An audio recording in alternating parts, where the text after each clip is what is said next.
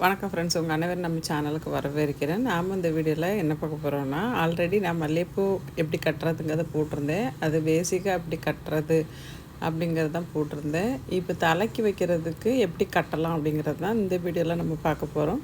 ஏன்னா தலைக்கு வைக்கும்போது நல்லா நெருக்கமாக கட்டி வச்சுருப்பாங்க. இப்போ மதுரைக்கெலாம் போனீங்கன்னா அது ஸ்பெஷலே அதுதான். ரொம்ப நெருக்கமாக இருக்கும் பூவு. ரொம்ப நெருக்கமாக தான் அவங்க கட்டி வைப்பாங்க. அது எப்படின்னு தான் பார்க்க போகிறோம். ஃபஸ்ட்டு இந்த மாதிரி நார்மலாக எப்படி கட்டுவோமோ அதை மாதிரி ஸ்டார்ட் பண்ணும்போது ஒரு பூவை இந்த மாதிரி கட்டிக்கோங்க. நான் இது ஸ்லோவாக தான் காட்டுறேன். இந்த மாதிரி கட்டி வச்சுட்டு அதுக்கப்புறம் நூல் அப்படி கையில் பிடிச்சிட்டு 2 பூவை ஆப்போசிட் சைடில் வச்சுக்கோங்க. லைட்டாக அந்த கயிறை சுற்றிக்கோங்க.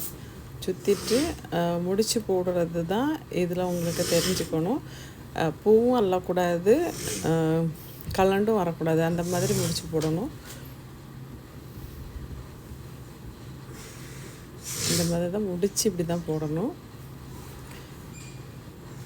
இப்போ இந்த மாதிரி நெருக்கமாக வர்றதுக்கு நீங்கள் என்ன பண்ணணுன்னா, ஆப்போசிட்டில் 2 பூவை எடுத்துக்கோங்க.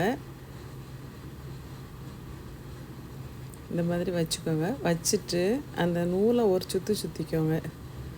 ஒரு சுற்றிட்டு நூலை இழுக்காமல் அந்த பூவை உருட்டி கொண்டு போகணும். அதாவது கையை வச்சு லேசாக நீங்கள் பிரட்டினீங்கன்னா அந்த பூ வந்து பக்கத்தில் வந்துடும். இந்த இப்படி தான் அப்படி சுற்றி கொண்டு வந்தீங்கனாலே போதும். நூலை இழுக்கக்கூடாது, லூஸாக வச்சுக்கணும். பூவை மட்டும் லைட்டாக தள்ளணும். தள்ளினீங்கன்னா இந்த மாதிரி உருண்டு பக்கத்தில் வந்துடும்.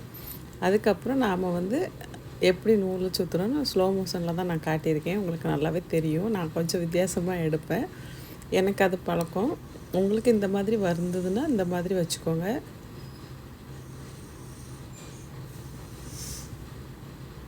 இன்னொரு வாட்டி நம்ம அந்த மாதிரி பார்க்கலாம்.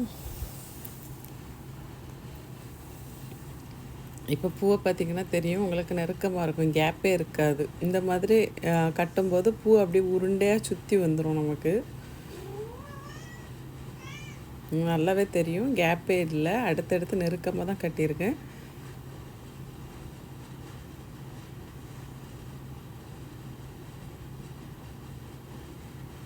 அதே மாதிரி கயிறை பிடிச்சிட்டு ஆப்போசிட் சைடில் பூ எடுத்துக்கோங்க. நீங்கள் இதை மாதிரி கட்டினீங்கன்னா உங்களுக்கு ஈஸியாக வரும். ஒரு சுற்றிட்டு பூவை இழுக்காமல், கயிறையும் இழுக்காமல் அந்த பூவை ஒரு தள்ளினீங்கன்னா அப்படி உருண்டு வெளியில் வந்துடும். அந்த பூக்கு பக்கத்தில் போயிடும். இப்போ அதை அப்படியே போட்டு முடிச்சு, அவ்வளோதான்.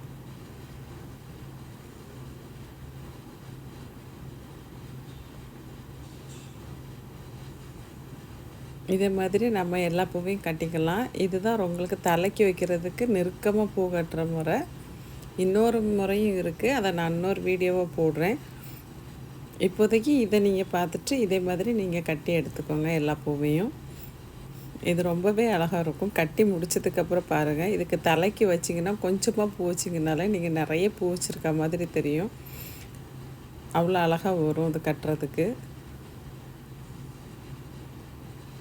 இப்போ இதில் ஊடலாக நீங்கள் வந்து ஆர்டிஃபிஷியல் ரோஸ் கிடைக்கும், குட்டி குட்டியாக இருக்கும். அது கூட வாங்கி வச்சிங்கன்னா இன்னும் அழகாக இருக்கும். நீங்கள் என்ன சாரீ கட்ட போகிறீங்களோ அந்த சாரீ கலருக்கு ஏற்ற மாதிரி பூ கிடைக்கிது. அதை வாங்கி வச்சு கட்டினீங்கன்னா இன்னுமே சூப்பராக இருக்கும்.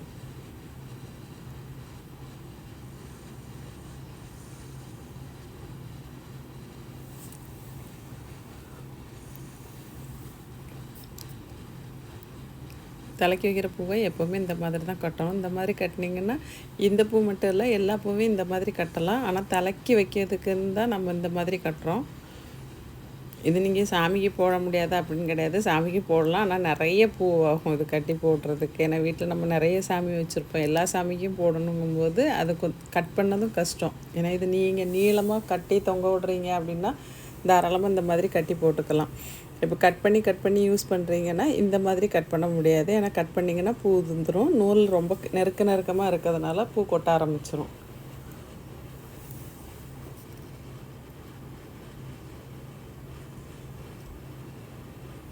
இப்போ நான் ஓரளவுக்கு கட்டியிருக்கேன்.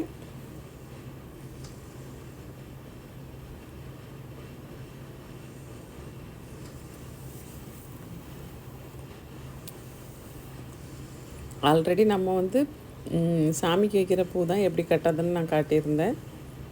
இது தலைக்கு வைக்கிறதுக்கு பார்த்தீங்கனாலே தெரியும்.